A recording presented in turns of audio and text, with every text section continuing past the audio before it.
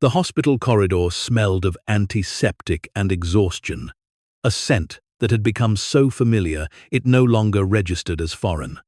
She sat in the plastic chair outside the consultation room, hands folded in her lap, watching the second hand of the wall clock make its slow circuit.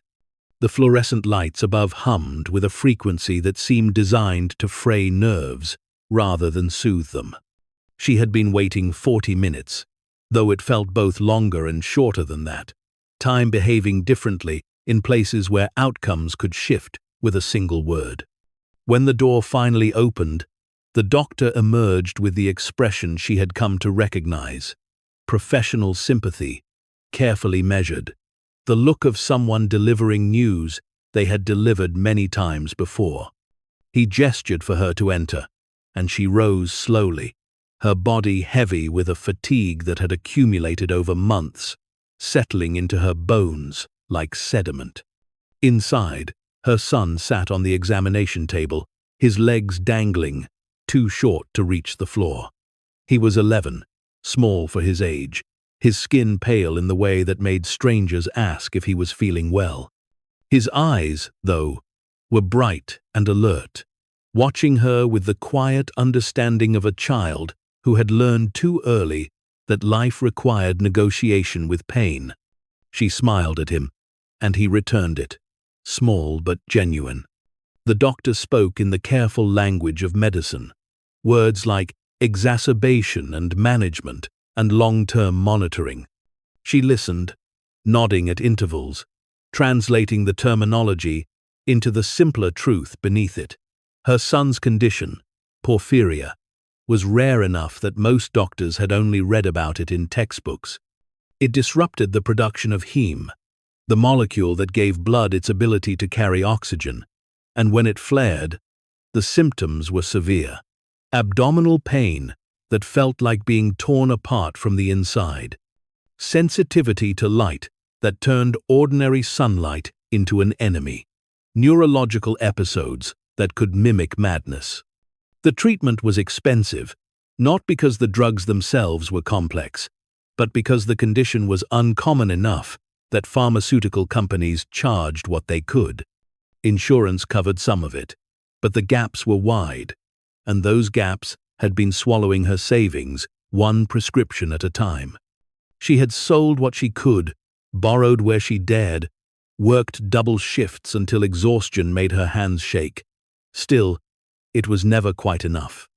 As the doctor outlined the next steps, she felt the familiar tightness in her chest, the calculation already forming in her mind. Another specialist visit, more blood work. A new medication to try, this one promising better results but costing twice as much as the last.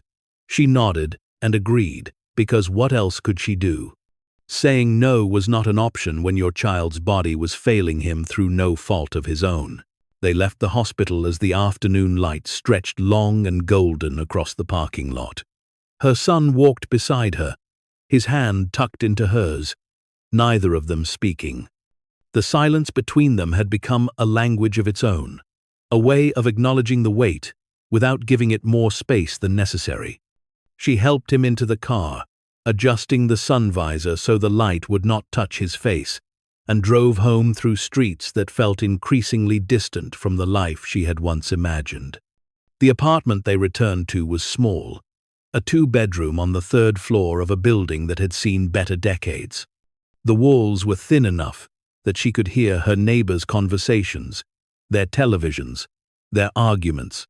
The plumbing rattled when anyone showered, and the heating worked only sporadically, but the rent was manageable, barely, and the landlord did not ask too many questions when payments arrived late. Her son retreated to his room, the one space she had tried to make safe for him. The curtains were heavy, blocking out light. A small lamp with a dim bulb provided enough illumination to read by without triggering symptoms. She had painted the walls a soft blue at his request. A color, he said, made him think of the ocean, though he had never seen one. Books lined a narrow shelf. Stories of adventure and exploration. Places he traveled to in his mind. when his body kept him confined. She stood in the doorway for a moment, watching him settle onto his bed with a book, and felt the familiar ache of helplessness. He never complained. That was the part that broke her most. He accepted his condition with a grace that seemed wrong for a child, as though he understood that protest would only add to her burden. In the kitchen, she opened the refrigerator and stared at its contents. A carton of eggs, half a loaf of bread, a jar of peanut butter, enough for a few days if she stretched it. The bills were stacked on the counter, unopened but already known. Rent, utilities, medical expenses, each one a small blade, pressing against the thin fabric of stability she had been trying to maintain. That evening, after her son had fallen asleep, she sat at the kitchen table with a calculator and a notebook, running through the numbers as she had done countless times before. No matter how she arranged them, they did not balance. She would need more work, but she was already working as much as her body could sustain. She would need help, but the family she had once been able to rely on had distanced themselves after the diagnosis. They had not been cruel about it, not overtly. They simply stopped calling as often, stopped offering to babysit, stopped inviting them to gatherings. She understood, in a bitter way. Her son's condition made people uncomfortable. It reminded them of fragility, of how quickly a life could be derailed by something invisible and uncontrollable. It was easier to look away than to sit with that discomfort. The isolation had been gradual, so subtle she had not noticed it accumulating until one day she looked up and realized they were alone. Friends drifted, their excuses polite but final. The father, who had left before the diagnosis, sent money occasionally, irregular checks that arrived with no note, no acknowledgement beyond the amount written in careful numbers.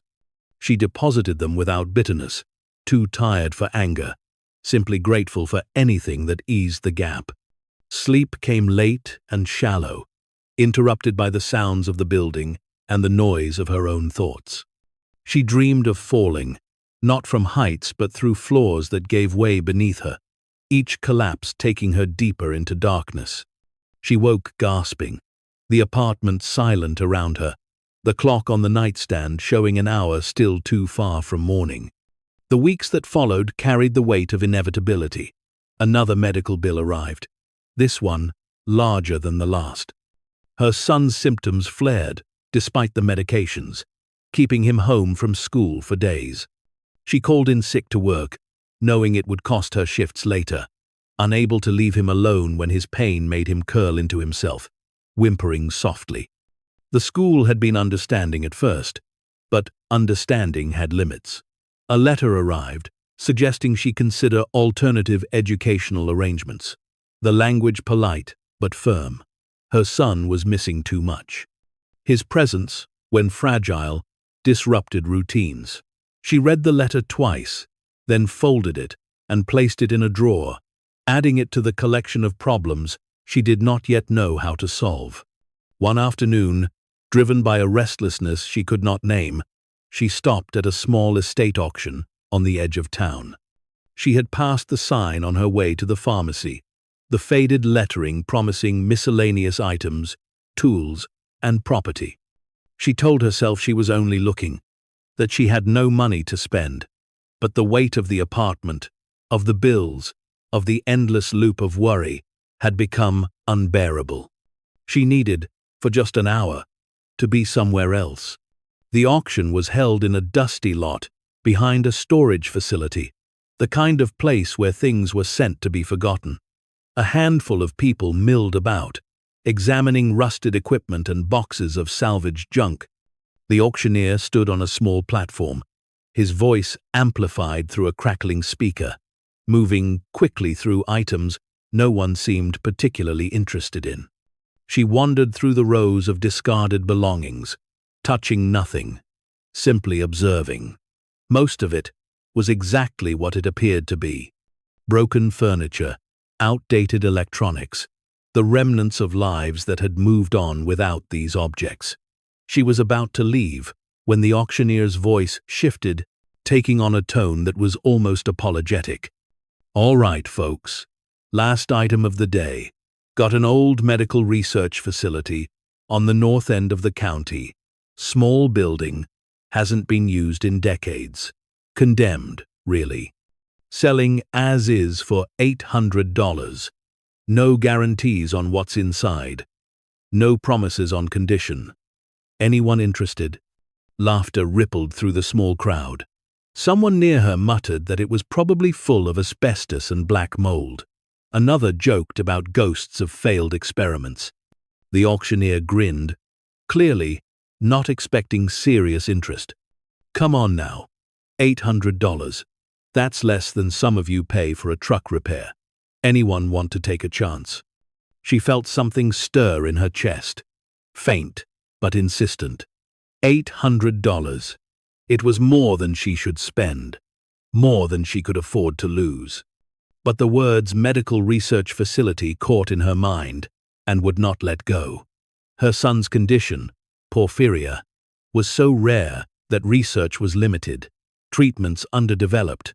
What if, a foolish voice whispered, what if there was something there? Old records, forgotten studies, anything that might help her understand his condition better. The thought was absurd. She knew that even as it formed, abandoned buildings held debris and decay, not answers. Still, the $800 felt less like a gamble and more like the cost of refusing to accept that she had run out of options. Her hand rose before she could stop it. The auctioneer paused mid-sentence, clearly surprised. "We have a bid. $800 from the lady in the back.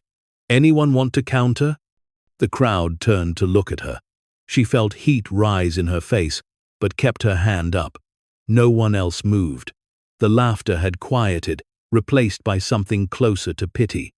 She was the woman desperate enough to buy a condemned building for reasons no one could fathom. "Sold," the auctioneer said, bringing the gavel down with a sharp crack. $800. She approached the makeshift desk where paperwork was being processed, her heart beating faster than the moment warranted. The transaction was brief. A few signatures, a receipt printed on fading paper, and a key handed over with casual indifference. "Address is on the receipt," the clerk said.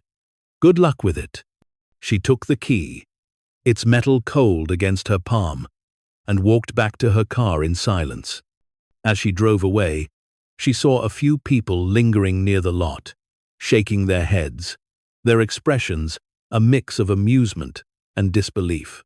She had just become the punchline of a story that would be told over beers later that evening. The woman who bought a condemned lab for $800. That night, she told her son what she had done. He looked up from his book, his expression thoughtful rather than surprised. "Why?" he asked simply.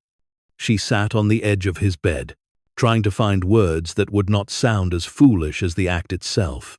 "I thought maybe there would be something there. Old research, records, anything that might help us understand your condition better." He nodded slowly, as if weighing whether to believe her. "Do you think there will be?" She wanted to lie, to give him hope. Instead, she offered truth. "I don't know. Probably not. But I couldn't not look." He accepted this, with the same quiet resignation he brought to everything, then returned to his book. She kissed the top of his head and left him to his reading, retreating to the kitchen where the receipt lay on the table, the address printed in small, blurry letters. The building was located on the outskirts of the county, far enough from the main roads that she had never noticed it before. According to the notes scribbled on the receipt, it had once been a private research facility, operational for less than a decade before closing in the 1972nd. No reason for the closure was listed. No context provided. She spent the following days caught between skepticism and a strange, stubborn curiosity. Every rational part of her insisted this was a mistake. $800 thrown away on a fantasy. But the irrational part, the part shaped by desperation and a mother's refusal to accept that nothing more could be done, whispered that she had to see it, just once, just to know. When Saturday arrived, clear and cool, she told her son they were going on an adventure. He perked up at the word, rare excitement flickering across his face. She packed a bag with water, snacks, his medications, and the key, then helped him into the car. The drive took them away from familiar streets, past the edges of town where development thinned and fields opened up, empty and still. The road narrowed as they continued, pavement giving way to gravel, then dirt. Trees pressed closer on either side, their branches forming a canopy that filtered the sunlight into soft, shifting patterns. She checked the address again, certain she had taken a wrong turn, but the numbers matched. When the building finally appeared, it did so gradually, as though the forest had been reluctant to reveal it. At first, she saw only a flash of pale concrete through the trees. Then, as the road curved, the structure came fully into view. It was smaller than she had imagined, a single-story building with a flat roof and narrow windows set high in the walls. The concrete was stained and weathered, darkened by decades of rain and neglect. Vines crept up one side, their leaves dense enough to obscure portions of the exterior. The surrounding land was overgrown, weeds and wild grass, reclaiming what had once been a cleared lot. She parked the car and sat for a moment, engine idling, staring at the building. It looked exactly like what it was, abandoned, forgotten, a place where nothing of value could possibly remain. Her son pressed his face against the window, his breath fogging the glass. "It looks sad," he said quietly. She agreed, though she did not say so aloud. Turning off the engine, she helped him out of the car, and together they approached the building, stepping carefully through the uneven ground. The front entrance was a single metal door, its surface rusted but intact. She inserted the key, half expecting it not to fit, but it turned smoothly, the lock clicking open with surprising ease. The door swung inward, hinges protesting faintly, and a smell washed over them. Not the rot she had expected, but something drier, mustier. Old paper, dust, and the faint metallic tang of air that had been sealed away for too long. She stepped inside first, her son close behind, and the darkness swallowed them whole. She fumbled for a light switch, finding one near the doorframe. To her surprise, the overhead lights flickered, then held, illuminating a narrow hallway lined with doors. The floor was concrete, cracked in places but solid. The walls were bare, painted a pale green that had faded to something closer to gray. They moved slowly, opening doors one at a time. Most of the rooms were empty, stripped of furniture and equipment long ago. A few held remnants. Broken chairs, filing cabinets with drawers hanging open, papers scattered across the floor, their ink too faded to read. Nothing about it suggested secrets or hidden value. It was exactly what the auctioneer had promised, a condemned building with nothing inside but dust and disappointment. Her son wandered ahead, his footsteps echoing softly. She followed, less out of hope now, and more out of a need to confirm what she already suspected. She had wasted $800 on a building that would cost more to demolish than it was worth. They reached the end of the main hallway, where a final door stood slightly ajar. She pushed it open, revealing a larger room that might have once served as a laboratory. Metal counters lined the walls, their surfaces scarred and stained. Overhead, fluorescent fixtures hung dark and useless. In one corner, a sink basin sat detached from the wall, piping exposed and rusted. She sighed and turned to leave, ready to admit defeat, when her son called out from the far side of the room.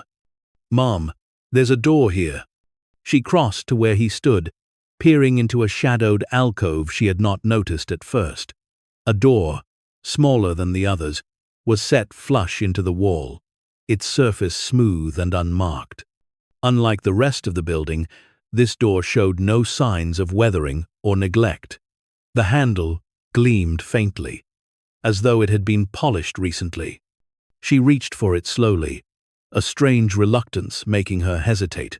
The building had felt empty until now, abandoned in the way places are when nothing remains worth protecting. This door felt different. It felt deliberate. The handle turned smoothly beneath her palm, and the door opened without resistance, revealing a narrow staircase descending into darkness. She stood at the top of the stairs, her hand still resting on the handle, and felt the weight of decision settle over her. Descending would mean committing to whatever lay below. Leaving would mean walking away from the only thread of possibility she had left. Her son looked up at her, his face pale in the dim light, his eyes wide with a curiosity that outweighed caution. "Should we go down?" he asked. She did not answer immediately. Instead, she pulled out her phone, turned on its flashlight, and aimed the beam into the stairwell. The light stretched downward, illuminating concrete steps that descended further than she could see, disappearing into a darkness that felt less like absence and more like waiting. "Stay close to me," she said finally, and together they began to descend. The air grew cooler as they went, each step taking them deeper beneath the building. The walls on either side were smooth concrete, unmarked and cold to the touch. The stairs turned once, then again, spiraling gently, as though whoever had built them wanted to ensure the descent felt gradual rather than abrupt. When they finally reached the bottom, she swept the flashlight beam across a space that took her breath away. They stood at the entrance to a large underground chamber, far bigger than the building above suggested. The ceiling was high, supported by thick columns evenly spaced. Along the walls, metal shelving units stood in neat rows, their surfaces still bearing equipment, glass containers, sealed and intact. Instruments she did not recognize, their shapes precise and purposeful. Cabinets with labeled drawers, their contents hidden but promising. In the center of the room stood a heavy metal door, vault-like in its construction, its surface marked with warnings she could not yet read from this distance. Her son gripped her hand tightly, his voice small. "What is this place?" She did not know how to answer. The chamber was not empty. It had not been stripped or abandoned in the way the building above had. It had been sealed, preserved, left intact as though someone had intended to return. She took a step forward, her flashlight beam sweeping slowly across the space, and realized that the building she had bought for $800, the one everyone had laughed at, was not empty at all. It was waiting. The chamber did not reveal itself all at once.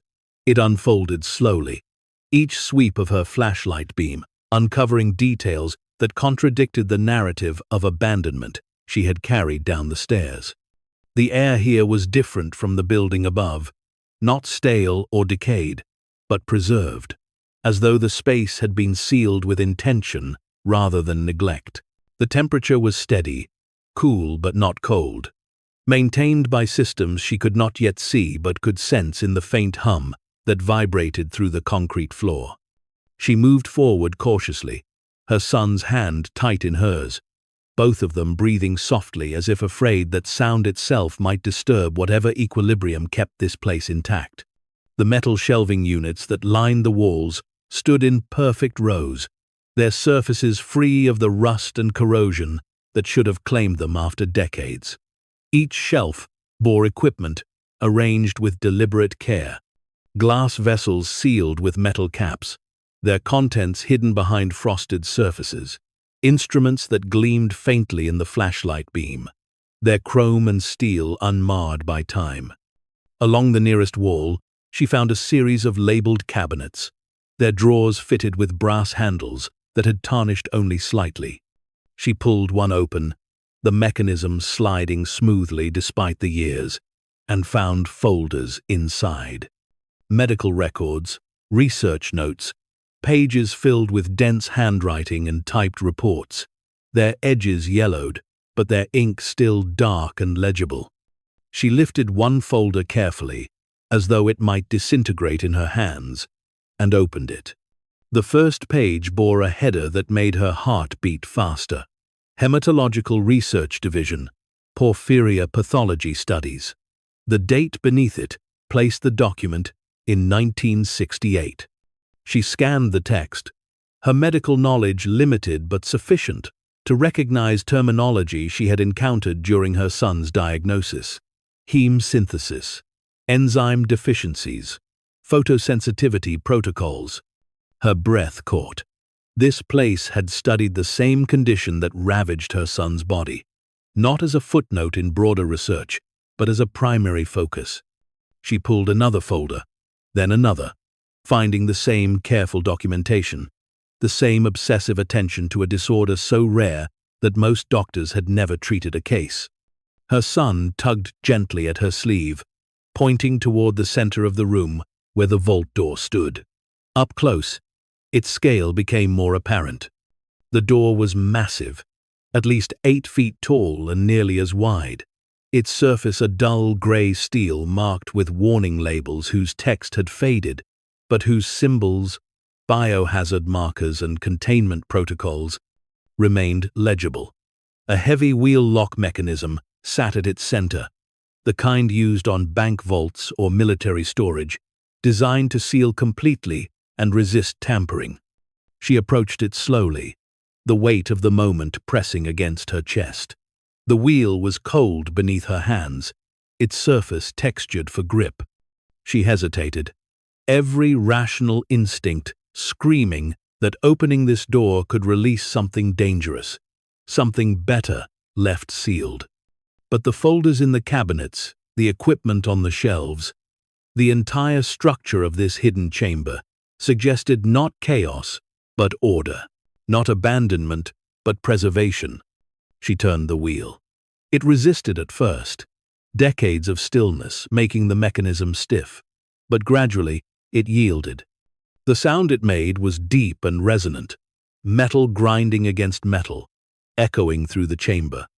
When the wheel could turn no further, she heard a series of clicks, internal bolts retracting, and then the door itself shifted, moving outward a fraction of an inch. She pulled, and the door swung open with surprising ease, its hinges well maintained despite the years. Cold air rushed out, carrying with it a smell that was clinical and sharp, like a hospital corridor but more concentrated. Inside, the vault was smaller than the outer chamber, but no less impressive. The walls were lined with refrigeration units, their fronts transparent, revealing rows upon rows of vials, each one labeled and dated, organized with meticulous precision. She stepped inside, her flashlight beam sweeping across the refrigeration units, and felt her mind struggle to comprehend what she was seeing. This was not a storage room. It was an archive. Thousands of vials, each one containing samples, preserved under conditions designed to maintain viability across decades. Blood samples, tissue cultures, compounds synthesized and sealed, waiting. Her son followed her inside, his eyes wide, his usual caution replaced by something closer to awe. He reached out as if to touch one of the refrigeration units, then pulled back, sensing that this place demanded reverence rather than curiosity. She moved along the rows, reading labels as she went. Each vial bore identification codes, dates, and brief descriptions. Heme precursor compounds, enzyme stabilizers, photosensitivity inhibitors. These were not academic samples stored for reference. These were treatments, experimental therapies, developed and preserved, never tested, never released, simply kept. At the far end of the vault, she found a different kind of storage. Locked metal cases, their surfaces marked with codes she did not recognize. She knelt beside one, examining the latch, and found that it was not locked at all. The mechanism had been left open, as though whoever sealed the vault had intended for it to be accessed eventually by someone who would understand what they were looking at. She opened the case. Inside were documents, but these were different from the research notes in the outer chamber. These were patent applications, dense legal filings, describing compounds and methodologies in language that bordered on incomprehensible. She scanned the pages, searching for context, and found a summary sheet near the bottom of the stack. The summary outlined the development of a new class of heme synthesis modulators, compounds designed to correct the enzymatic deficiencies that caused porphyria. The research had been conducted over a 15-year period, funded privately, and had reached Phase 2 clinical trials before being halted abruptly in 1972. The reason given was lack of continued funding, but the notes suggested something more complicated: regulatory delays, pharmaceutical interest that materialized too late, a research team that disbanded when their lead scientist died unexpectedly. She sat back on her heels, the documents resting in her lap, and felt the pieces begin to assemble. This facility had been more than a research lab. It had been an attempt to solve a problem that larger institutions had deemed too rare, too expensive, to pursue seriously. Someone, a scientist or a team of them, had dedicated years to understanding porphyria, developing treatments that might have changed lives, only to see their work buried by circumstances beyond their control. When the facility closed, rather than destroy what they had created, they had sealed it, preserved it, left it intact in the hope that someday someone would find it and continue what they had started. Her hands trembled as she carefully returned the documents to the case. She closed it gently, almost reverently, and stood, sweeping her flashlight across the vault one more time. The scale of what lay before her was beginning to take shape, and it was overwhelming. This was not just old research. This was a library of potential, decades of work that had never reached the people who needed it most, including her son. She turned to look at him, standing near the entrance to the vault, his small frame dwarfed by the refrigeration units. He watched her with that same quiet understanding, as though he sensed that something significant was unfolding, but did not yet know what it meant. "Mom," he said softly, "is this going to help me?"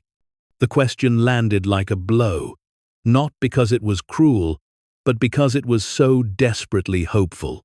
She wanted to say yes.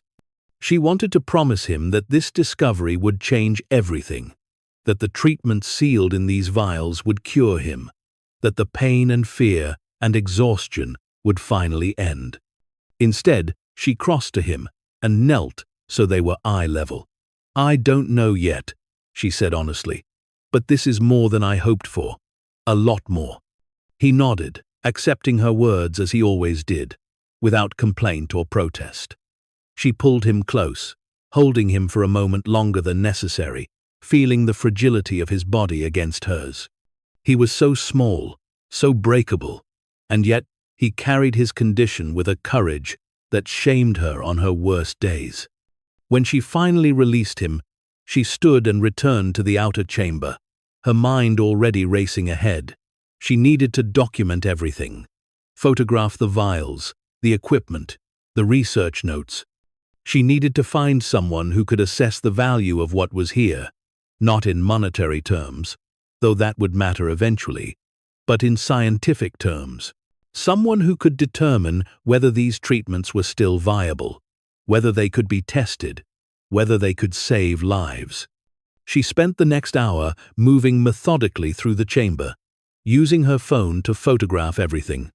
Each shelf, each cabinet, each label on every vial. The light from her phone's flash illuminated the space in brief, harsh bursts, freezing details that her eyes alone might have missed. serial numbers, chemical formulas, dates that traced the evolution of research from early experiments to refined compounds ready for trials. Her son sat quietly near the entrance to the vault, drawing shapes in the thin layer of dust on the floor, content to let her work. She glanced at him periodically, reassured by his presence, grounded by the reminder of why any of this mattered. This was not about discovery for its own sake. It was about him, about the future he deserved, and the treatments that had been denied to him, not by malice, but by circumstance.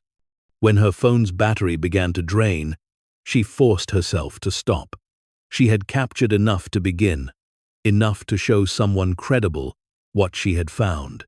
The rest would require time, patience, and expertise she did not possess.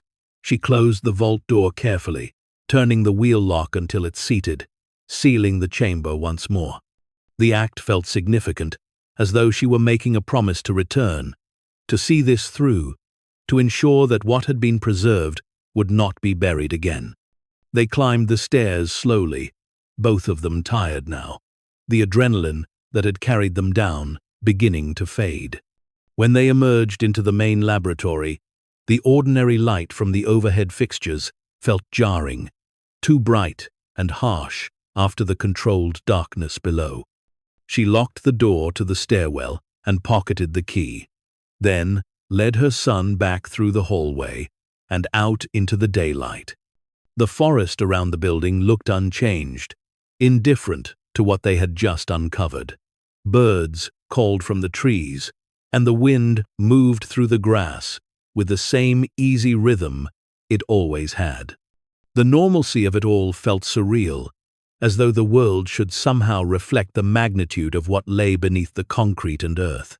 She helped her son into the car and sat for a moment with her hands on the steering wheel, staring at the building. From the outside, it remained exactly what it appeared to be. Small, forgotten, unremarkable. No one looking at it would suspect that beneath its weathered exterior lay a vault containing decades of research and thousands of preserved samples. The drive home passed in silence, her mind too full to form words. Her son dozed in the passenger seat, his head resting against the window, exhaustion finally claiming him. She glanced at him periodically, memorizing the shape of his face, the way his breath fogged the glass in soft, rhythmic clouds. He looked peaceful, and she clung to that image, holding it against the uncertainty of what came next. At home, she settled him into bed despite the early hour, pulling the heavy curtains closed and ensuring the room was dim. He did not protest, slipping under the covers and closing his eyes almost immediately. She stood in the doorway for a long moment, watching him, before retreating to the kitchen. She opened her laptop, the screen flickering to life with a brightness that made her squint. Her first instinct was to search for information about the facility, to see if any records existed that might explain its closure or identify the people who had worked there. She typed phrases into the search bar: variations of Porphyria, research 1000, 970 seconds, and private medical laboratory. But the results were sparse and unhelpful. The facility had existed quietly, and its closure had been even quieter. Next, she searched for experts in hematological research, focusing on universities and medical centers known for studying rare blood disorders. She compiled a list of names, professors, and researchers whose published work suggested they might understand what she had found. Contacting them would require care. She could not simply send an email claiming to have discovered a vault of experimental treatments without sounding unhinged. She spent the evening drafting messages, deleting them, starting over. The words had to convey urgency without desperation, credibility without arrogance. She was not a scientist. She had no credentials that would lend weight to her claims. All she had were photographs, a key, and a certainty that what she had found was real. By the time she finished, the messages were brief and factual. She described the facility's location, the nature of the materials stored there, and her willingness to provide access to anyone qualified to assess the research. She included a handful of photographs, carefully chosen to show enough detail to prove she was not fabricating the story, but not so much that they revealed everything. She sent the messages and closed the laptop, too drained to second-guess herself further. Whatever responses came, if any, would determine the next steps. For now, she had done what she could. Sleep eluded her that night. She lay in bed, staring at the ceiling, her mind replaying every moment of the day. The descent into the chamber, the sight of the vault door, the rows of vials glowing faintly in the refrigeration units. Each detail felt both vivid and dreamlike, as though she could not entirely trust that it had happened. Morning arrived slowly, grey light filtering through the curtains. She rose before her alarm, checking her email before fully dressing. 3 responses waited in her inbox. The first was polite but skeptical, requesting more information before committing to anything. The second was dismissive, suggesting she contact a historical preservation society rather than a research institution. The third, however, was different. It came from a professor at a university 2 hours away, a specialist in metabolic blood disorders, whose name she had recognized from articles she had read during her son's diagnosis. The tone was measured but intrigued. He wrote that the photographs, if authentic, suggested materials of significant scientific and historical value. He offered to visit the facility himself, at his earliest convenience, to assess the contents and determine next steps. She read the message 3 times, her heart beating faster with each pass. This was the first thread of validation, the first indication that what she had found might be taken seriously. She replied immediately, providing the address and offering to meet him there the following day. The professor, Dr. Harlan Reeves, responded within the hour, confirming the appointment. He included a note at the end of the message, almost as an afterthought, mentioning that he would bring a colleague specializing in pharmaceutical preservation. The addition made her breath catch. If they needed an expert in preservation, it meant they believed the materials might still be viable. The following morning, she arranged for a neighbor to watch her son, fabricating an errand that required her full attention. He did not question her. Accustomed to her need to manage logistics he could not always understand. She kissed his forehead and promised to return soon, then drove back along the same roads that had carried her to the facility 2 days earlier. Dr. Reeves arrived precisely on time, stepping out of a modest sedan with a younger man she assumed was the pharmaceutical specialist. Reeves was older, his hair silver, his movements deliberate and unhurried. He wore a jacket despite the mild weather, and his expression was one of cautious curiosity rather than excitement. The younger man, introduced as Dr. Marcus Liang, carried a metal case and moved with the efficiency of someone accustomed to fieldwork. She greeted them at the entrance, unlocking the door and leading them through the building without preamble. Reeves paused occasionally to examine the abandoned rooms above, his gaze sweeping over the remnants of equipment and scattered papers, but he did not linger. It was clear he understood that whatever mattered lay elsewhere. When they reached the door to the stairwell, she unlocked it and gestured downward. Reeves glanced at Liang, and some unspoken communication passed between them. Then, without hesitation, Reeves descended, Liang following closely. She brought up the rear, her flashlight beam adding to theirs as they spiraled down into the chamber. The reaction, when they reached the bottom, was immediate. Reeves stopped so abruptly that Liang nearly collided with him. Both men stood frozen, their flashlights sweeping across the shelves, the equipment, the vault door. Reeves exhaled slowly, a sound that was half disbelief, half recognition. "This is intact," he said, his voice low and reverent. "I didn't think it was possible." Liang moved forward, approaching the nearest shelf and examining the equipment with the precision of someone trained to notice details. He lifted a glass vessel, turning it in the light, then set it down carefully. "The seals are intact. The environment is controlled. Whoever designed this knew exactly what they were doing." Reeves turned to her, his expression no longer cautious, but intense. "Do you have any documentation? Anything that explains what was being studied here?" She led him to the cabinets, pulling open drawers and showing him the folders filled with research notes. He removed his reading glasses from his jacket, unfolded them, and began scanning the documents with a focus that shut out everything else. Minutes passed in silence, broken only by the faint rustle of paper as he moved from one folder to the next. Finally, he looked up, his face pale. "This is Dr. Emil Kirchner's work." The name meant nothing to her, but Liang's reaction suggested it should. "Kirchner," Liang said, his voice sharp. "The Kirchner who published the foundational studies on heme synthesis regulation." Reeves nodded. "The same.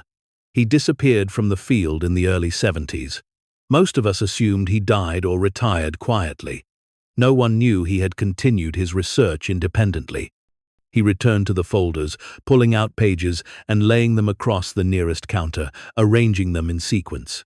"This is extraordinary," he murmured, half to himself. He was developing an entirely new class of enzyme modulators. If these compounds work the way his notes suggest, they could correct deficiencies in heme synthesis pathways that we still don't have effective treatments for. She felt her throat tighten. "Including Porphyria?" Reeves looked at her, and for the first time, his expression softened. "Especially Porphyria. This is exactly the kind of breakthrough we've been chasing for decades, and he completed the foundational work before I was even out of medical school." Liang had moved to the vault door, examining the wheel lock mechanism. "Can we open this?" She crossed to him and demonstrated, turning the wheel until the bolts retracted. Together, they pulled the door open, and the refrigeration units were revealed once more. Liang stepped inside immediately, his professional demeanor giving way to something closer to awe. He moved along the rows, reading labels, occasionally pausing to make notes on a tablet he pulled from his case. Reeves followed, his movements slower, almost hesitant, as though afraid the vials might vanish if approached too quickly. He stopped in front of one of the refrigeration units and stared at it for a long moment before speaking. "These aren't just samples," he said quietly. "These are finished compounds, ready for trials." "How many?" she asked, her voice barely above a whisper. Liang consulted his tablet, scrolling through notes he had already begun compiling. "Preliminary count suggests several thousand individual vials. Each one represents a different iteration or formulation of the core compounds Kirchner was developing." Reeves turned to face her, his expression grave. "Do you understand what you've found?"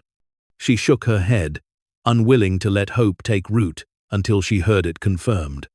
"This vault," Reeves said slowly, "contains treatments that pharmaceutical companies have spent billions trying to develop. Some of these compounds might be obsolete, surpassed by modern research. But others," he gestured toward the refrigeration units, "others could be viable, groundbreaking. The kind of discoveries that redefine how we treat entire categories of disease." Her breath came shallow. "What does that mean?" "In practical terms," Liang answered, his voice steady and clinical. "It means this facility, if the compounds prove stable and effective, could be worth hundreds of millions of dollars. Possibly more, depending on how many of Kirchner's formulations translate into approved therapies." The number hung in the air, too large to process, too unreal to accept. She had bought this place for $800, laughed at by strangers, dismissed as foolish. And beneath it lay research that could alter the course of her son's life, and the lives of countless others suffering from conditions no one had cared enough to prioritize. Reeves placed a hand on her shoulder, the gesture grounding her. "We need to secure this site immediately. Document everything. Bring in additional experts to verify the stability of the compounds and assess their viability for further development." She nodded, unable to form words. The weight of what she had stumbled into was settling over her, and it was almost too much to bear. Relief, fear, disbelief, all tangled together until she could not separate one from the other. Liang continued moving through the vault, his tablet glowing faintly as he recorded data. Some of these labels reference clinical trial identifiers. If we can locate the original trial records, we might be able to fast-track some of these compounds through regulatory approval. Assuming the trials weren't completed, Reeves added, if Kirchner was forced to halt his work prematurely, the data might be incomplete. "Then we complete it," she heard herself say, her voice stronger than she expected. Both men turned to look at her. "My son has porphyria. He's 11 years old, and the treatments available now barely keep him stable. If there's even a chance that something in this vault could help him, I need to know. Not someday. Now." Reeves studied her for a long moment, then nodded. "I understand. But you need to prepare yourself for the reality that this process will take time. Verification, testing, regulatory review. Even under the best circumstances, it could be years before any of these compounds reach patients." "Years," she repeated, the word heavy with frustration. "My son might not have years." Liang stepped closer, his expression sympathetic but firm. "Then, we prioritize the compounds most directly applicable to his condition. Focus our initial assessment on the porphyria-specific formulations. It's not a shortcut, but it's the fastest ethical path forward." She nodded, swallowing the bitterness that rose in her throat. Ethical, legal, necessary. She understood all of it, but understanding did not ease the urgency that burned in her chest. Her son was waiting at home, his body slowly betraying him, and she stood in a vault filled with potential cures that might as well have been locked behind steel for all the good they could do him immediately. Still, it was more than she had yesterday, more than she had dared hope for when she raised her hand at the auction. She forced herself to focus on that, to hold on to the fragile thread of possibility rather than drowning in the gap between discovery and delivery. Reeves began organizing the research notes, separating them into categories based on compound type and development stage. Liang continued his inventory of the refrigeration units, his tablet filling with data. She stood between them, feeling both essential and superfluous. The woman who had found the treasure but lacked the expertise to unlock it. Hours passed. The two men worked with the focused intensity of people who understood the significance of what lay before them. Occasionally, they paused to discuss a particular finding, their voices low and technical, filled with terminology she could not follow. She listened anyway, absorbing what she could, grateful for their presence and the validation it represented. When they finally emerged from the vault, the daylight outside had shifted, shadows lengthening across the forest floor. Reeves looked exhausted but energized, his earlier caution replaced by something closer to determination. "We'll need to bring in a full team," he said as they climbed the stairs back to the surface. "Preservation specialists, regulatory consultants, legal advisors. This discovery needs to be handled correctly, or it could be tied up in disputes for decades." "I don't care about the money," she said, surprising herself with the vehemence in her voice. "I care about the treatments. I care about making sure this research reaches the people who need it." Reeves met her gaze, his expression thoughtful. The two are not mutually exclusive. Securing the monetary value of this facility will provide the resources necessary to fund proper development and distribution. Without that, the research remains trapped here, as inaccessible as it was before you found it. She understood the logic, even as part of her recoiled from it. Money had always been the obstacle, the barrier between her son and the care he needed. Now, suddenly, it was being framed as the solution. The dissonance was jarring, but she forced herself to accept it. If wealth was what it took to turn potential into reality, then she would navigate that world, however foreign it felt. They stood outside the building, the three of them surrounded by trees and silence. Reeves pulled out his phone, already making notes, scheduling follow-ups, setting in motion the machinery that would transform her discovery into something official. Liang remained near the entrance, his gaze fixed on the building as though reluctant to leave. "This changes everything," Liang said quietly. "For your son, for the field, for everyone affected by conditions we've been struggling to treat." She nodded, the weight of his words settling into her bones. It was too much to hold alone, too vast, too fragile. She had bought a building for $800, and beneath it, she had found hope, measured not in promises, but in vials, formulas, years of dedication preserved against the day when someone would care enough to look. As she drove home, the sun sinking low on the horizon, she allowed herself to feel it. Not joy, not yet, but something close. A lightening of the burden she had carried for so long, the sense that the path ahead, though still uncertain, was no longer blocked. Her son was awake when she returned, sitting at the kitchen table with a glass of water and a book. He looked up as she entered, his expression curious but patient. "Did you find anything?" he asked. She crossed to him and knelt beside his chair, taking his hands in hers. They were small and cool, the skin pale and translucent, in a way that always reminded her of his fragility. "I found something," she said carefully. "I don't know yet if it will help you, but it might. It really might." His eyes searched hers, looking for certainty she could not give. But what she could offer, what she did offer, was honesty.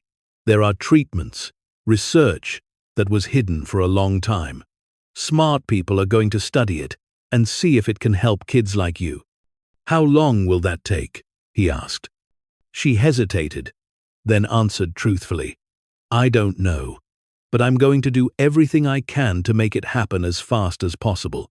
He nodded, accepting her words without complaint, and returned to his book. She stayed beside him for a moment longer, her hand resting on his shoulder, before rising and moving to the window. The street outside was quiet, ordinary, unchanged, but she had changed. The weight she carried was different now, still heavy but no longer crushing. The vault beneath the forest waited, its secrets catalogued but not yet freed. And she, the woman who had been mocked for spending $800 on a condemned building, now held the key to something extraordinary. The question was no longer whether she had found something valuable. It was whether she could protect it long enough to see it reach the people who needed it most. The days that followed did not explode into chaos, as she had half expected. Instead, they unfolded with a methodical precision that reminded her of medical procedures, each step necessary, each action deliberate. Dr. Reeves returned with a larger team 3 days after his initial visit, arriving in a convoy of vehicles that looked out of place on the narrow dirt road leading to the facility. She met them at the entrance, key in hand, and watched as they unloaded equipment with the careful efficiency of people accustomed to handling valuable materials. There were 6 of them in total. Reeves and Liang she already knew. The others introduced themselves with titles that barely registered. a preservation specialist from a federal archive, a regulatory consultant who had worked with the FDA for 20 years, a legal advisor whose firm specialized in intellectual property disputes, and finally, a security consultant whose presence suggested that what lay beneath the building was no longer something that could be protected by a simple lock. They worked for 2 full days, documenting every vial, every piece of equipment, every page of research notes. The chamber that had felt vast when she first discovered it now seemed crowded, filled with people moving purposefully through the space, their voices low and professional. She remained present throughout, not because they needed her, but because she could not bring herself to leave. This place had revealed itself to her, and she felt a responsibility to witness its transition from secret to known. On the 3rd day, Reeves emerged from the vault with an expression she had not seen before. Not excitement exactly, but something close to vindication. He found her sitting on the concrete steps outside the building, where she had retreated to escape the intensity of activity below. "We need to talk," he said, settling onto the step beside her. His movements were careful, as though he were conserving energy for the conversation ahead. She waited, her hands folded in her lap, preparing herself for whatever came next. "The compounds are viable," he said without preamble. "Not all of them. Some have degraded beyond usefulness, but a significant percentage, perhaps 60%, have remained stable." The preservation methods Kirchner used were ahead of their time. He understood how to maintain biochemical integrity over decades. She felt her chest tighten. "What does that mean for my son?" Reeves turned to face her fully. "It means that among the viable compounds, we've identified at least 3 formulations specifically designed to address the type of porphyria he has. These aren't theoretical. Kirchner completed animal trials on 2 of them. The results, according to his notes, were promising enough that he was preparing for human trials when the facility closed." The words landed with a weight she could not immediately process. Promising. Trials. These were not distant possibilities. These were treatments that had once been days or weeks away from testing on actual patients before circumstances had intervened. "Can he take them?" she asked, her voice barely steady. "Can we test them on him?" Reeves hesitated, and in that pause, she felt hope strain against reality. "Not immediately," he said carefully. "The regulatory pathway for testing compounds that were never approved is complex. Even with expedited review, we're looking at months of safety assessments, documentation reviews, and preliminary trials." "Months," she repeated, the word hollow. "But," Reeves continued, his tone shifting, "there are provisions for compassionate use in cases involving life-threatening conditions. If we can demonstrate that the compounds pose minimal risk and your son's condition qualifies as severe enough to warrant exceptional access, we might be able to accelerate the timeline significantly." She looked at him, searching his face for false hope, finding instead a cautious determination. "How significantly?" "Weeks, possibly. Not days, but not years either." The relief that washed over her was so sudden it left her dizzy. Weeks. Her son could endure weeks. She had been preparing herself for years, steeling herself against the slow erosion of hope. Weeks felt like a gift, impossibly generous. "What do I need to do?" she asked. "For now, nothing," Reeves said. "We handle the regulatory filings, the safety assessments. What you need to do is prepare yourself for what comes next. Because once this discovery becomes public, your life will change in ways you cannot predict." She wanted to ask what he meant, but before she could form the question, Liang appeared at the entrance, calling Reeves back inside. The older man stood, brushing dust from his trousers, and paused before descending. "One more thing," he said. "The value of what you found. We'll have a clearer picture in a few days, but preliminary assessments suggest it's substantial. Life-changing, substantial. He disappeared into the building before she could respond, leaving her alone with the implication of his words. Life-changing. She had been living in a state of crisis for so long that the concept of change unconnected to loss or struggle felt foreign. She sat there for a long time, staring at the trees, trying to imagine what her life might look like on the other side of this discovery. The first indication that the world beyond the facility was beginning to notice came 2 days later. A local news van appeared at the end of the dirt road, its presence tentative, as though unsure whether the story was worth pursuing. The reporter, a young woman with a practiced smile, approached cautiously, asking questions that suggested she knew only fragments of what had been uncovered.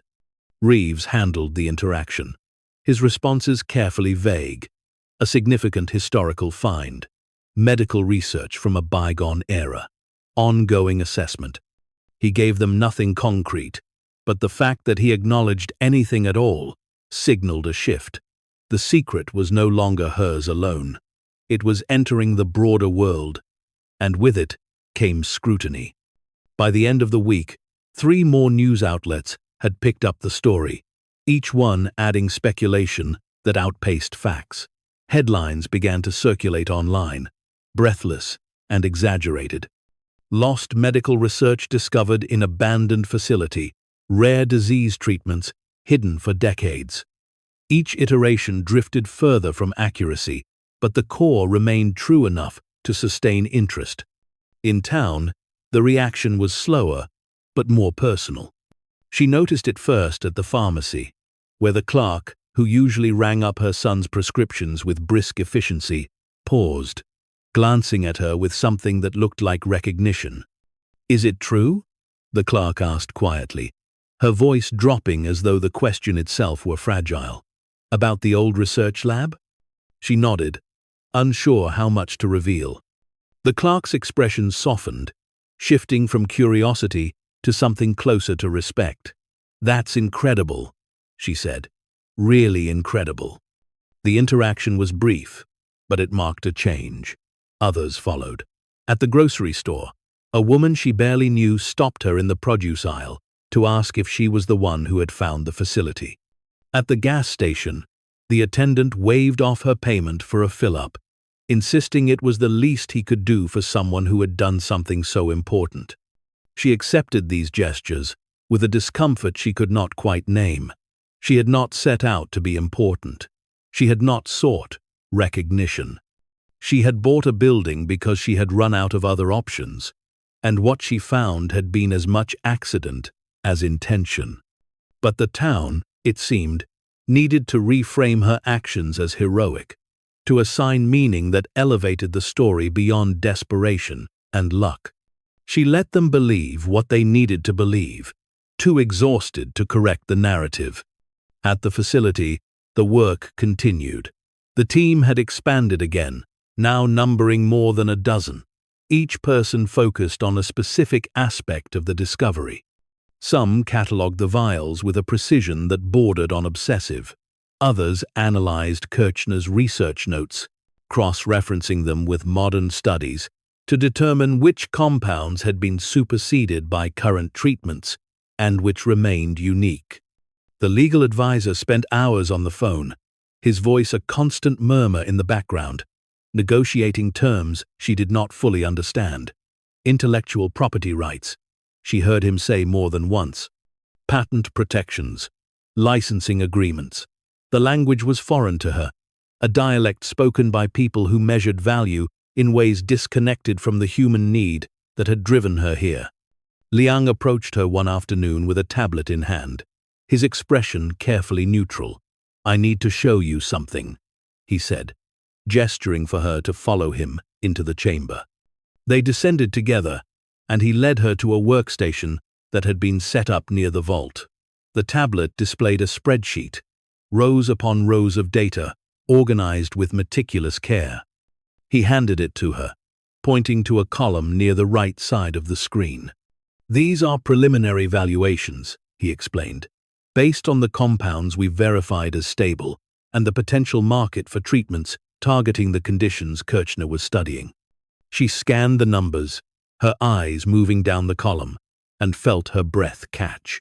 Each line represented a different compound, and beside each one was a figure that seemed impossibly large. Millions. Tens of millions. The numbers blurred together until Liang reached over and scrolled to the bottom of the spreadsheet, where a final line displayed a sum that made no sense. Estimated total value, $664 million. She stared at the number, her mind refusing to process it. $664 million. The figure was so far removed from her reality that it might as well have been fictional. She handed the tablet back to Liang, shaking her head. "That can't be right," she said. "It's conservative," Liang replied. "We're accounting only for compounds that can be brought to market within 5 years, and estimating returns based on existing demand for treatments in these categories. If any of Kirchner's work proves more effective than current therapies, the value could be significantly higher." She leaned against the workstation, her legs suddenly unsteady. "I paid $800 for this place." Liang's expression softened. "I know. It's a lot to absorb, but you need to understand what this means practically. You're not just wealthy on paper. Once the compounds are licensed and development begins, you'll have access to resources that can ensure your son receives the best care available, not just now, but for the rest of his life." The mention of her son grounded her, pulling her back from the abstraction of numbers into something tangible. This was not about wealth for its own sake. It was about security, about removing the constant fear that had defined her existence for years. It was about her son living without pain, without limitation, without the shadow of a condition that had stolen so much from him already. "When will we know for certain?" she asked. "When can he start treatment?" "Reeves is filing the compassionate use application today," Liang said. "If approved, your son could begin within 2 weeks. The first compound we're prioritizing is one Kirchner completed extensive animal trials on. The safety profile is strong, and the mechanism directly addresses the enzyme deficiency causing his symptoms." 2 weeks. The timeline felt simultaneously too long and impossibly short. She nodded, unable to trust her voice, and Liang placed a hand briefly on her shoulder before returning to his work.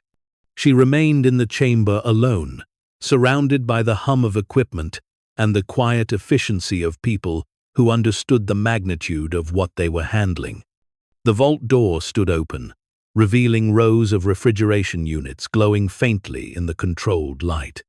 Somewhere in that collection was a vial that might change her son's life. She did not know which one. She did not need to. Knowing it existed was enough. That evening, she sat with her son at the kitchen table, his homework spread between them. He worked slowly, his concentration interrupted periodically by the fatigue that never fully left him. She watched him form letters with careful precision, his handwriting small and neat, and felt the weight of the day settle over her. "Mom," he said without looking up from his paper, "people at school are talking about you." She felt a pang of unease. "What are they saying?" "That you found something important, that it's going to help sick people." He set down his pencil and looked at her, his expression serious. "Is it going to help me?" She had promised herself she would not lie to him, would not offer false hope simply to ease his fear. But sitting there, seeing the quiet desperation in his eyes, she allowed herself to believe what Reeves and Liang had told her. "I think it will," she said. "The doctors are working on it right now. If everything goes the way they hope, you'll be able to start a new treatment very soon, one that might make you feel a lot better." He nodded slowly, absorbing the information with the same measured calm he brought to everything. "Will it hurt?" "I don't know," she admitted. "But even if it does, it won't be worse than what you're already dealing with. And if it works, the pain you've been living with might go away. He returned to his homework, and she let the conversation end there, not wanting to burden him with details he did not need to carry. Later, after he had gone to bed, she stood in his doorway and watched him sleep, his breathing soft and even. The room was dim, the heavy curtains blocking out even the faint glow of streetlights. He looked small beneath the blankets, fragile in a way that made her chest ache. She had spent years fighting to keep him stable, to manage symptoms no one fully understood, to navigate a medical system that treated rare conditions as inconveniences rather than emergencies. Now, for the first time, she had leverage, resources, access. The discovery beneath the forest had shifted the balance, and she intended to use every ounce of that shift to give her son the life he deserved. The approval for compassionate use came 11 days later. Reeves called her personally, his voice carrying a restrained excitement that made her hands tremble as she held the phone. "We have clearance," he said. "Your son can begin treatment as soon as you're ready. We'll need to conduct the administration at a medical facility where we can monitor him closely, but the compound is ready and the team is prepared." She scheduled the appointment for the following day, unwilling to delay even an hour longer than necessary. That night, she explained to her son what would happen. A hospital visit, a new medication delivered through IV, careful observation to ensure his body tolerated it well. He listened without interruption, then asked a single question. "Will you be there?" "Every second," she promised. The hospital room was private, quiet, the kind of space reserved for patients whose cases required discretion. Her son sat on the bed, dressed in a hospital gown that was too large for him, his legs dangling over the edge. A nurse prepared the IV with practiced efficiency, while Reeves and Liang consulted quietly near the door. She sat beside her son, holding his hand, feeling the steady rhythm of his pulse beneath her fingers. When the IV was in place and the compound began flowing into his veins, she watched his face for any sign of distress. He remained calm, his eyes fixed on hers, drawing strength from her presence. Minutes passed, then an hour. The monitors beside the bed displayed steady vitals, reassuring in their consistency. Reeves checked the readings periodically, his expression giving nothing away. It was only after the third hour, when the infusion was nearly complete, that he allowed himself a small smile. "He's tolerating it well," Reeves said. "Better than we hoped, actually. No adverse reactions, no signs of distress. If this continues, we'll schedule the next dose in 3 days." She felt tears prick her eyes but refused to let them fall. Not yet. Not until she knew for certain that this was working, that the promise held by Kirchner's research would translate into relief for her son. They kept him overnight for observation. She slept in a chair beside his bed, waking periodically to check on him, to reassure herself that he was still breathing, still stable. By morning, the medical team confirmed what she had barely allowed herself to hope. His blood work showed improvements. Subtle, but measurable. The enzyme levels that had been chronically suppressed were beginning to rise. It was working. Over the next 2 weeks, her son received 3 more infusions, each one building on the last. The changes were gradual but undeniable. His energy increased. The abdominal pain that had plagued him for years began to ease. The sensitivity to light diminished enough that he could spend time near windows without discomfort. She watched him transform, not into someone unrecognizable, but into a version of himself unburdened by constant suffering. He smiled more easily. He played without exhaustion, forcing him to stop. He began talking about things he wanted to do, plans that extended beyond the next doctor's appointment. The town noticed. Word spread not through news reports, but through the quiet channels of a community where everyone eventually knew everything. People who had once pitied her now looked at her with something closer to awe. The woman who had bought the condemned building for $800 had saved her son's life. But not everyone reacted with admiration. There were those who struggled with the reversal, who found it easier to cling to their initial judgment than to admit they had been wrong. She encountered one such person at the hardware store, a man she recognized from the auction. He stood near the checkout counter, pretending to examine paint samples, but his eyes followed her as she moved through the aisles. When she approached the register, he finally spoke. "Quite a turnaround," he said, his tone careful, "from buying junk to striking it rich." She met his gaze evenly. "I didn't strike it rich. I found something that was already there." "Lucky then," he said. The word edged with something that was not quite resentment but close. She shook her head. "Not luck. Necessity." He had no response to that, and she paid for her purchases without another word, aware that some people would never reconcile her success with their initial dismissal. She did not need their approval. She had what mattered. The legal and financial machinery surrounding the discovery moved forward with a momentum that left her struggling to keep pace. Contracts were drafted, licensing agreements negotiated, partnerships formed with pharmaceutical companies eager to develop Kirchner's compounds. The numbers thrown around in meetings made her dizzy. Millions allocated for development, projections of market share, timelines stretching across years. She signed where she was told to sign, trusting the legal team Reeves had assembled to protect her interests. The money began arriving in increments, deposits that appeared in her account with startling regularity. The first payment covered her son's medical bills, past and present, with enough left over to eliminate every other debt she carried. The second allowed her to move them out of the cramped apartment into a house with space and light, a place where her son could recover without feeling trapped. By the third payment, she stopped checking the balance. The numbers had become abstract, disconnected from the life she was trying to build.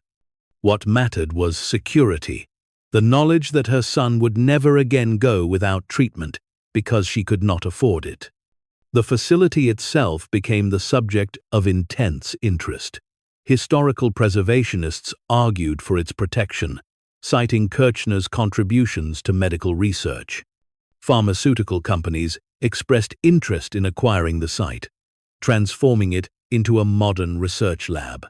She listened to the proposals, considered the options, and ultimately decided that the facility would remain as it was, preserved as a monument to work that had been buried and then resurrected. A small plaque was installed near the entrance, acknowledging Kirchner's legacy and the discovery that had brought his research back into the light. She attended the ceremony, standing beside Reeves and Liang, watching as local officials spoke about innovation and perseverance. The words were well-meaning but hollow. They did not capture the desperation that had driven her to the auction, the fear that had followed her into the chamber, the fragile hope that had sustained her through weeks of uncertainty. When it was her turn to speak, she kept her remarks brief. She thanked the people who had helped her navigate the complexities of the discovery. She acknowledged Kirchner, whose dedication had made everything possible. And she spoke about her son, about the treatments that had given him a future he had not been certain he would have. "I didn't do anything extraordinary," she said, her voice steady. "I climbed onto a roof to fix a leak, and I found something extraordinary waiting beneath it. The only choice I made was not to look away." The applause that followed felt distant, as though it belonged to someone else. She stepped away from the microphone and returned to where her son stood, his hand slipping into hers. He looked healthier now, his skin less pale, his posture stronger. The transformation was not complete. The treatments would need to continue for years, but he was no longer defined by his illness. That evening, as they drove home from the ceremony, he asked a question that had been forming for weeks. "Mom, what are you going to do with all the money?" She glanced at him, surprised. Make sure you're taken care of. Make sure other kids like you can get the treatments they need. And then? He pressed. She did not have an answer. The question had not occurred to her. The idea that there might be a then, a future beyond managing crisis and securing stability. She had been operating in survival mode for so long that imagining anything else felt foreign. I don't know, she admitted. What do you think I should do? He considered this for a moment, his expression thoughtful. Maybe help other people who need it, people like us. The simplicity of his answer struck her as profoundly right. She had been given something extraordinary, not because she deserved it, but because circumstance and desperation had intersected at exactly the right moment. The wealth that had resulted was not hers to hoard. It was a tool, a means to extend the reach of what she had found. Over the months that followed, she established a foundation dedicated to funding research into rare diseases, conditions that affected too few people to attract significant pharmaceutical interest. She hired experts to identify promising studies, to allocate resources where they would have the greatest impact. The foundation bore Kirchner's name, a tribute to the man whose work had been forgotten and then rediscovered. The mockery that had followed her purchase of the facility faded, replaced by a narrative that painted her as visionary, courageous, someone who had seen value where others saw waste. She did not correct this version of events. Let them believe what they wanted. The truth, that she had acted out of desperation rather than foresight, was hers to carry. She returned to the facility one final time before it was officially sealed and preserved. The chamber below stood empty now, the vials relocated to secure laboratories where they could be studied and developed properly. The vault door remained open, no longer needed to protect what it had once concealed. She stood in the center of the chamber, her flashlight beams sweeping across the bare shelves, and felt the quiet weight of closure. This place had saved her son's life. It had transformed her existence from one of constant struggle to one of possibility. It had taken what felt like an ending and turned it into a beginning. As she climbed the stairs for the last time, she paused halfway. Looking back, the chamber was dark again, shadows reclaiming the space. But it was no longer a secret. It had been seen, documented, its contents released into the world where they could fulfill the purpose for which they had been created. Outside, the forest greeted her with the same indifference it always had. Trees stood tall and unmoving, their branches swaying gently in a breeze that carried no judgment. The building behind her, small and unremarkable, held no trace of the treasure it had concealed. But she knew. She would always know. The drive home took her through familiar streets, past the pharmacy where clerks now greeted her by name, past the diner where she and her son sometimes ate breakfast, past the school where he had returned, healthy enough now to attend without interruption. The town had absorbed her story, woven it into the fabric of its history, and she had become part of something larger than herself. At home, her son waited at the kitchen table, homework spread before him, his concentration steady and unbroken. She stood in the doorway, watching him work, and felt a gratitude so profound it left her breathless. He was here. He was healthy. The future she had feared would never arrive had opened before them, wide and full of possibility. He looked up, noticing her presence, and smiled. "Everything okay?" She nodded, crossing to him and pressing a kiss to the top of his head. "Everything's okay." That night, as she prepared for bed, she allowed herself to reflect on the journey that had brought her here, the storm that had damaged the roof, the auction where she had raised her hand, the descent into the chamber, the discovery of Kirchner's vault. Each moment had been necessary, each step leading to the next in a sequence that felt both random and inevitable. She had not set out to find a fortune. She had set out to fix a leak, but in doing so, she had uncovered something far more valuable than money. She had found proof that persistence, even in the face of overwhelming odds, could yield outcomes that defied expectation. That desperation could lead to discovery. That hope, however fragile, was worth protecting. The laboratory her son had mentioned, the $800 blood disorder lab she had purchased in a moment of reckless determination, had contained not just research, but redemption. For her son, for Kirchner's legacy, for every person whose condition had been deemed too rare, too expensive, too inconvenient to prioritize.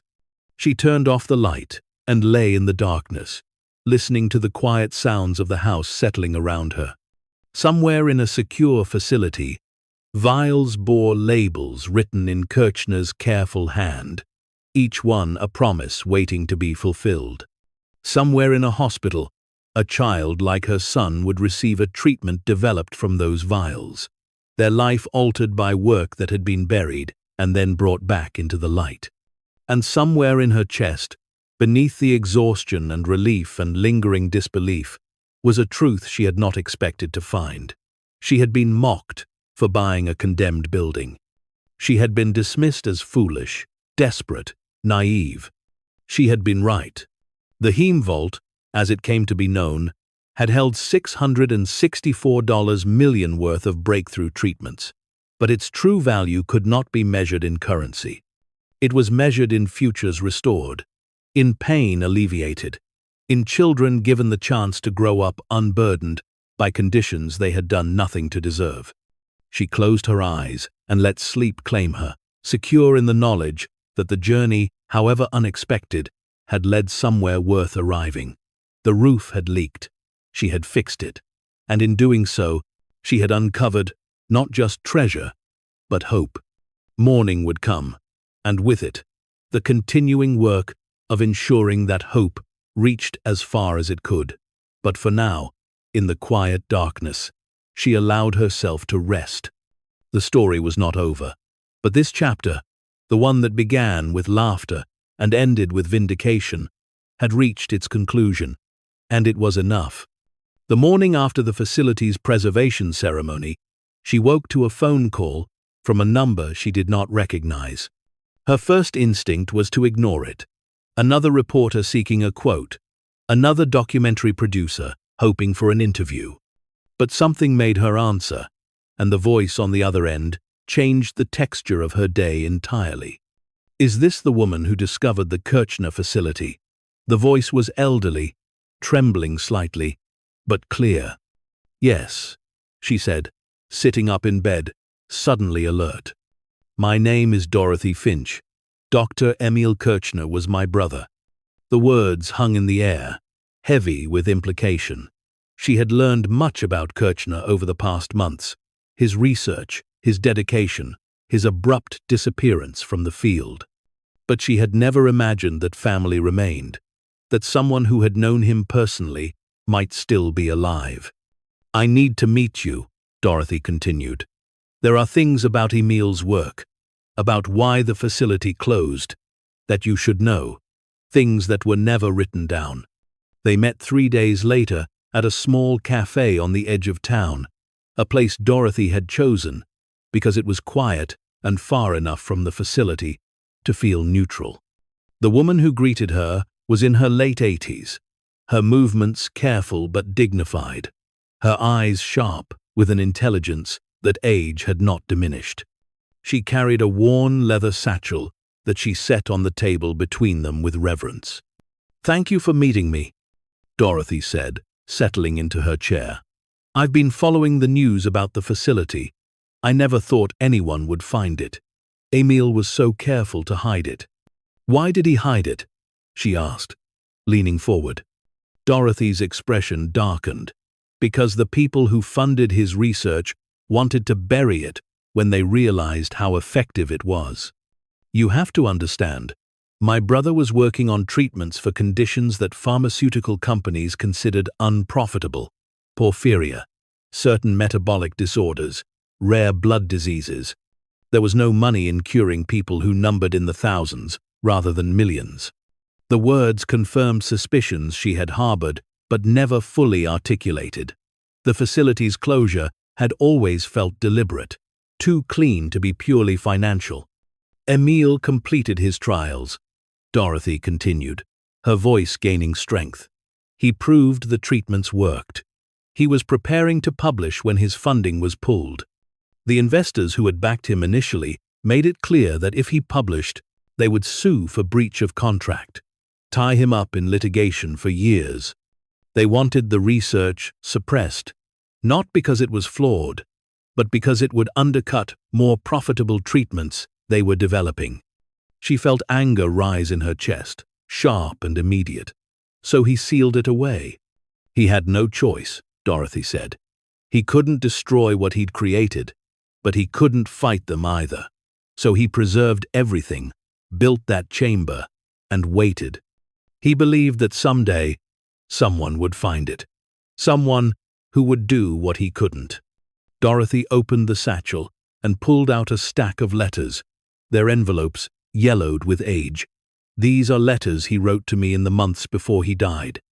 He never sent them, probably because he knew they would be used against him. But they explain everything. His intentions, his hopes, his belief that the work would matter, eventually. She accepted the letters with trembling hands, scanning the first few lines of the top one.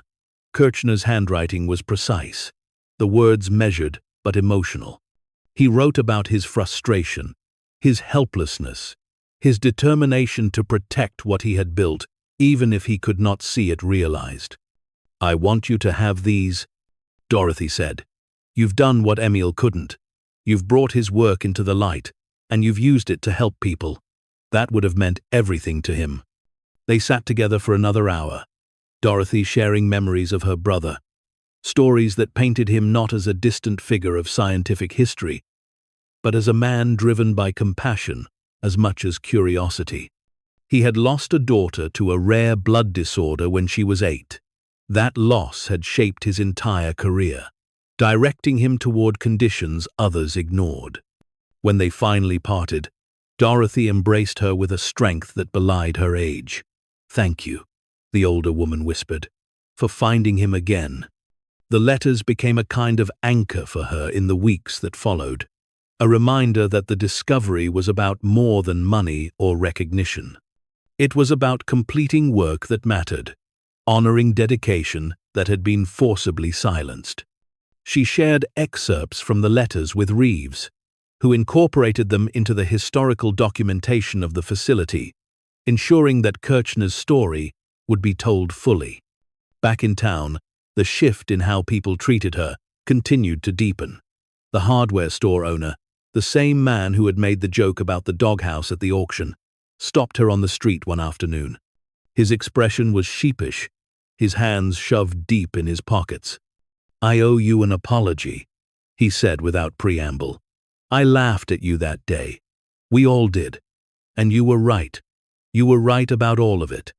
She could have dismissed him, accepted the apology, and moved on. Instead, she paused, considering her words carefully. "You weren't wrong to laugh. It looked ridiculous. A condemned building for $800. But I didn't buy it because I thought I was smarter than everyone else. I bought it because I had run out of other options." The man nodded slowly, absorbing this. "Still, you saw something we didn't." "I saw desperation," she corrected gently. "That's different than vision." The exchange stayed with her, a reminder that the narrative being constructed around her discovery was simpler than the truth. People wanted heroes, clear stories of triumph over adversity. What they struggled to accept was that heroism often looked like desperation, that breakthroughs came not from brilliance, but from refusal to accept that no other path existed. Her son's recovery continued to progress, each medical checkup bringing results that made the doctors exchange glances of quiet amazement. His enzyme levels had stabilized at near normal ranges. The pain that had once been constant had faded to occasional discomfort, manageable and brief.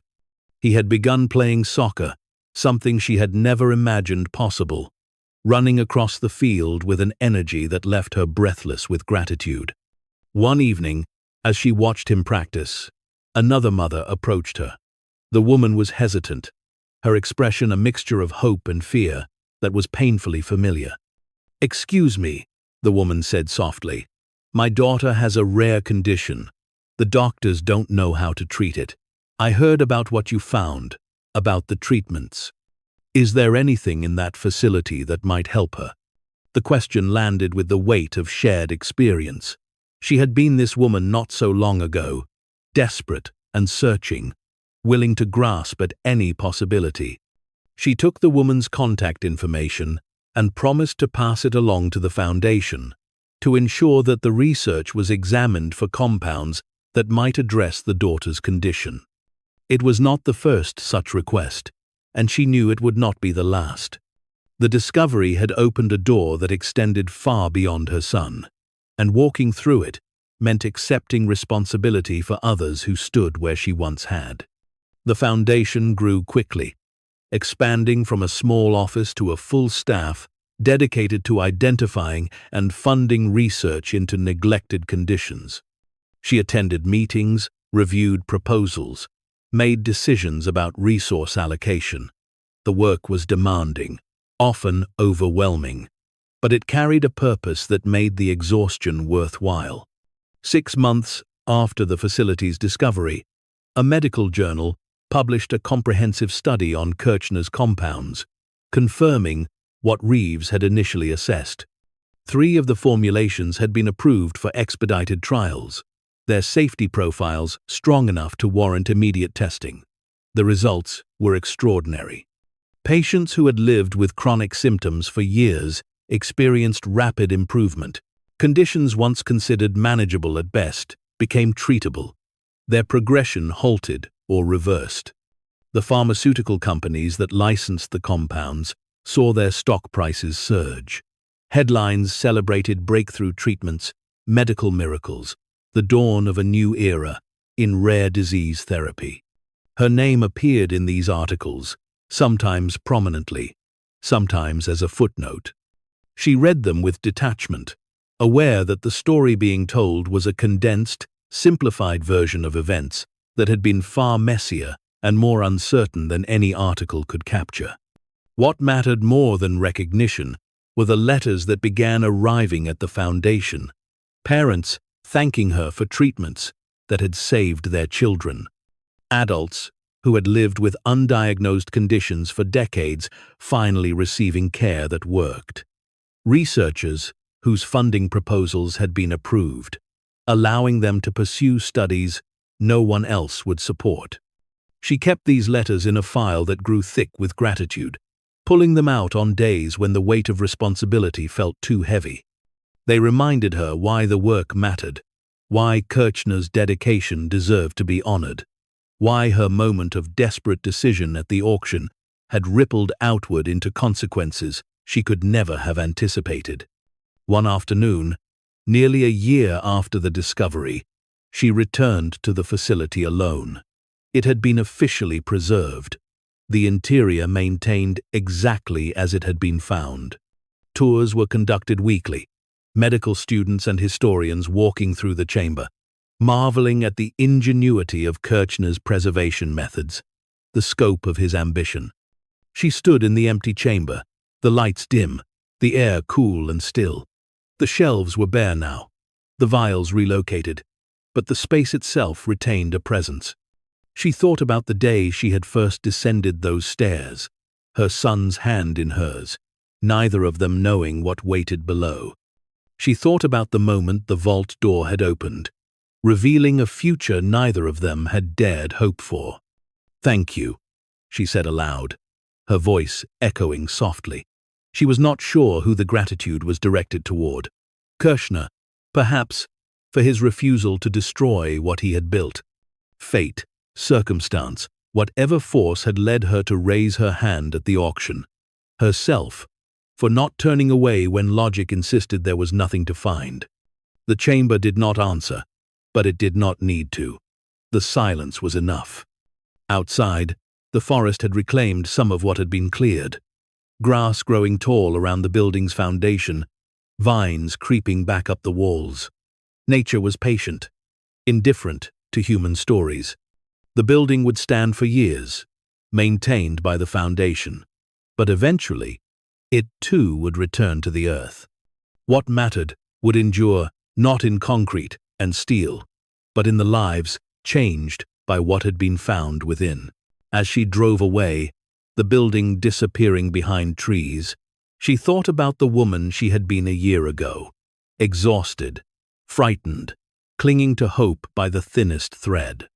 That woman had made a choice that looked foolish, that invited mockery, that defied every practical consideration. That woman had been exactly right. The vindication was not loud or dramatic. It came quietly, in the steady improvement of her son's health, in the letters from families she would never meet, in the knowledge that work meant to be buried had instead been resurrected. The laughter that had followed her purchase of the facility had faded into something else entirely. Respect, admiration, the recognition that sometimes the most important decisions are the ones that make no sense until afterward. She had bought a condemned building for $800. Beneath it, she had found $664 million worth of treatments. But the true value could not be measured in currency. It was measured in futures restored, in children who would grow up without the shadow of illness defining them, in the continuation of work that mattered. The roof had leaked. She had fixed it. And in the process, she had uncovered not just treasure, but proof that hope, however desperate and unlikely, was worth fighting for. The story would continue, in the treatments being developed, in the research being funded, in the lives being changed.